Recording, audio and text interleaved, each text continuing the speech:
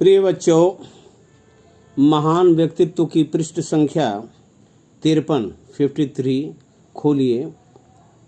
ऊपर देखिए, पाठ 17 रानी अवंतीबाई। मैं आशा करता हूँ कि आप भी लोग भी मेरे साथ शब्दों का शुद्ध उच्चारण करते हुए पढ़ने का प्रयास करेंगे। इस देश की रक्षा के लिए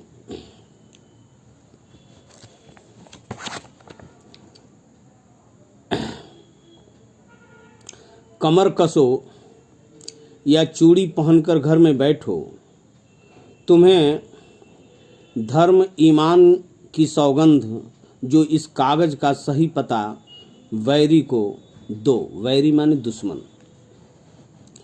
यह शब्द थे जिन्होंने ब्रिटिश साम्राज्य के विरुद्ध विद्रोह का बिगुल बजाने में प्रमुख भूमिका निभाई। वे शब्द जिन्होंने क्रांति की ज्वाला को फैलाने में समिधा का यानी हवन सामग्री का कार्य किया। वे शब्द जिन्होंने इतिहास रच दिया, वे शब्द जो इतिहास में अमर हो गए। यह शब्द थे प्रथम स्वतंत्रता संग्राम में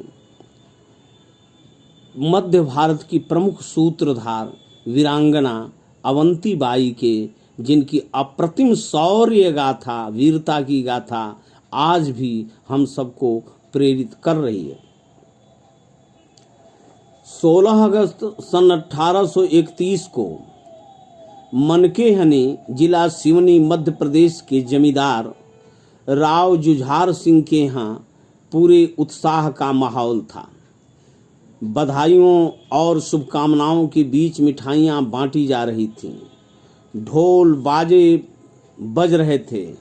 जुझार सिंह जी के यहाँ एक बहुत प्यारी सी बिटिया ने जन्म लिया था।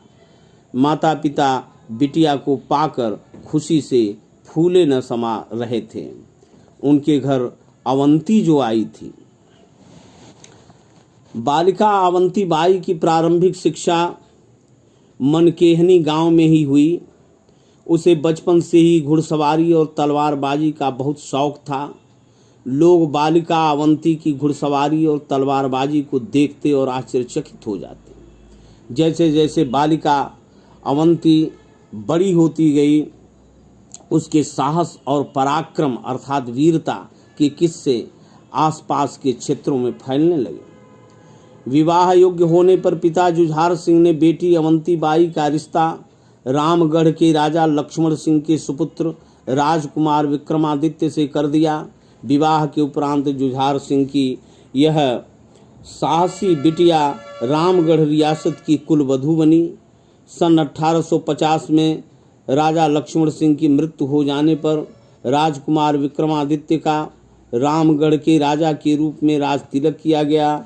लेकिन कुछ समय बाद राजा विक्रमादित्य अस्वस्थ रहने लगे। इनके पुत्र अमान सिंह और शेर सिंह अभी बहुत छोटे थे, अतः राज्य की पूरी देखरेख का जिम्मा अवंतीबाई पर ही आ पड़ा।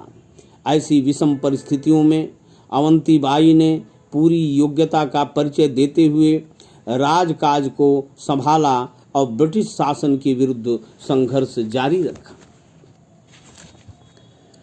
उस समय लॉर्ड डलहौजी भारत में ब्रिटिश साम्राज्य का गवर्नर जनरल था। लॉर्ड डलहौजी के समय में साम्राज्य विस्तार का कार्य चरम पर था। अपनी हड़प नीति के कारण डलहौजी तमाम राज्यों का अपने साम्राज्य में विलय कर चुका था। जब उसे राजा विक्रमादित्य की अस्वस्थता का पता चला तो उसने रामगढ़ रियासत को कोर्ट ऑफ वार्ड्स के अधीन कर लिया तथा रामगढ़ के राज परिवार को पेंशन दे दी। इस घटना से अवंतीबाई अत्यधिक व्यथित हो गई, पीड़ित हो गई। दुर्भाग्य से इसी दौरान मई 1857 में राजा विक्रमादित्य का स्वर्गवास हो गया और संपूर्ण जिम्मेदारियों का दायित्व अवंतीबाई पर आ गया। सन 1857 में देश में स्वतंत्रता संग्राम का बिगुल बजा तो क्रांतिकारियों का संदेश रामगढ़ भी पहुंचा। रानी अवंतीबाई ब्रिटिश शासन से पहले ही अपमान का घूंट पीकर बैठी हुई थी। उन्होंने अपने आसपास के सभी राजाओं को क्रांति का संदेश देने के लिए चिट्ठी लिखी, जिसके साथ कांच की चूड़ियां भी दी। चिट्ठी में संदेश था, देश की रक्षा के लिए कमर कसो या चूड़ी पहनकर घर में बैठो। इस पत्र का व्यापक प्रभाव पड़ा। तमाम देशभक्त राजाओं और जमींदारों ने ब्रिटिश शासन के विरुद्ध विद्रोह का झंडा उठा लिया। सर्वत्र क्रांति की ज्वाला फैल गई। रानी अवंतीबाई ने अपने राज्य से कोर्ट ऑफ वार्ड्स के अधिकारियों को खदेड़ दिया तथा क्रांति की बागडोर अपने हाथों में ले ली। इस समय वीरांगना रानी अवंतीबाई मध्य भारत की क्रांति का प्रमुख चेहरा बन चुकी थी। रानी के विद्रोह की सूचना से जबलपुर कमिश्नर मेजर स्काइन आग बबूला हो गया। उसने रानी को आदेश दिया कि वह मंडला के डिप्टी कलेक्टर से मिले। रानी ने इस आदेश को नकार दिया तथा युद्ध की तैयारियों में जुट गई। उन्होंने रामगढ़ के किले की मरम्मत कर उसे सुदृढ़ कराया। मध्य भारत के विद्रोही नेता रानी के नेतृत्व में एकजुट हो रहे थे।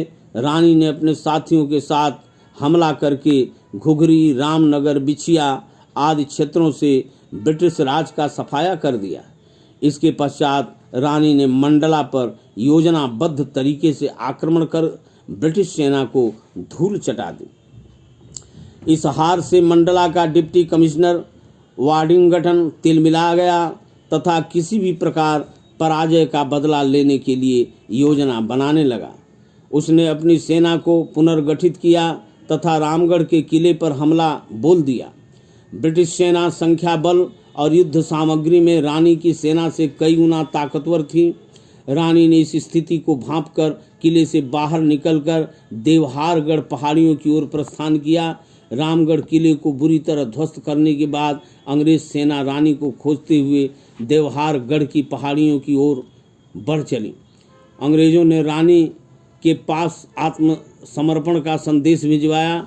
रानी ने दृढ़तापूर्वक ललकारते हुए कहा, मुझे यह संदेश अस्वीकार है, यानी स्वीकार नहीं है। मैं युद्ध भूमि में लड़ते लड़ते अपने प्राण दे दूंगी, लेकिन अंग्रेजों के आगे नहीं झुकूंगी।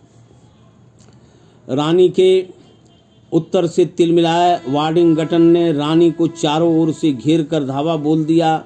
कई दिन तक रानी और उनकी जाबाज सेना अंग्रेजों को लोहे के चने चबाती रहीं। लोहे के चने चबाना यह मुहावरा भी है, पर संख्या बल लोहे के चने चबाना यानी कठिन परिश्रम करना। पर संख्या बल और युद्ध सामग्री कम होने के कारण धीरे धीरे रानी अकेली पड़ती गईं। युद्ध के दौरान रानी के बाएं हाथ में गोली लगी और उनकी बंदूक छूटकर नीचे गिर गई। निहत्थी रानी पर अंग्रेज चारों ओर से टूट पड़े। अपने आप को चारों ओर से घिरता देख वीरांगना अवंतीबाई ने तलवार लेकर यह कहते हुए अपने सीने में उतार ली, हमारी रानी दुर्गावती ने जीते जी बैरी के हाथ से, दुश्मन के हाथ से न छुए जाने का प्रण लिया था, इसे न भूलना। मृत्युशैया पर लेटते हुए इस महान वीरांगना ने अंग्रेज अफसर से कहा, ग्रामीण क्षेत्रों के लोगों को मैंने ही विद्रोह के लिए उकसाया है। प्रजा बिल्कुल निर्दोष है, उसे पीड़ित मत करना। ऐसा कहकर वीरांगना अवंतीबाई ने हजारों लोगों को अंग्रेजों के अमानवीय व्यवहार और फांसी से बचा लिया। धन्य है यह वीरांगना जिसने एक अतुलनीय उदाहरण प्रस्तुत कर 1857 के प्रथम स्वाधीनता संग्राम में निरंतर लड़ते हुए 20 मार्च 1858 को अपने प्राणों की आहुति दे दी। इनका जीवन और उज्जवल चरित्र हमें सदैव राष्ट्र निर्माण, शौर्य, बलिदान और देशभक्ति की प्रेरणा देता रहेगा। अभ्यास प्रश्न, निम्नलिखित प्रश्नों के उत्तर दीजिए। अवंती के जन्म पर उनके पिता राव जुझार सिंह ने किस प्रकार खुशियां मनाई? अवंती के जन्म पर इनके पिताजी ने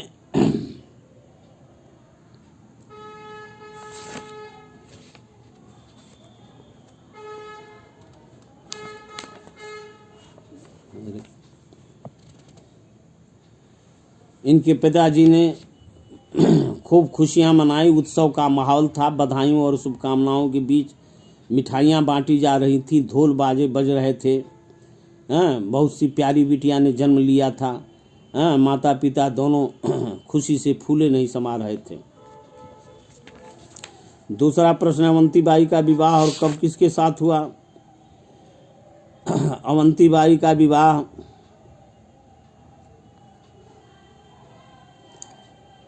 रामगढ़ के राजा लक्ष्मण सिंह के सुपुत्र राजकुमार विक्रमादित्य से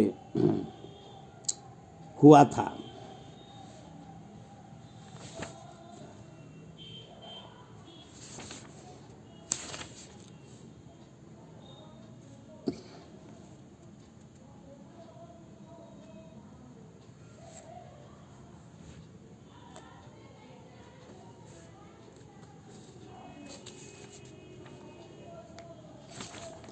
और अवंतीबाई ने सन 1857 के स्वतंत्रता संग्राम के समय आसपास के राजाओं को क्या संदेश दिया?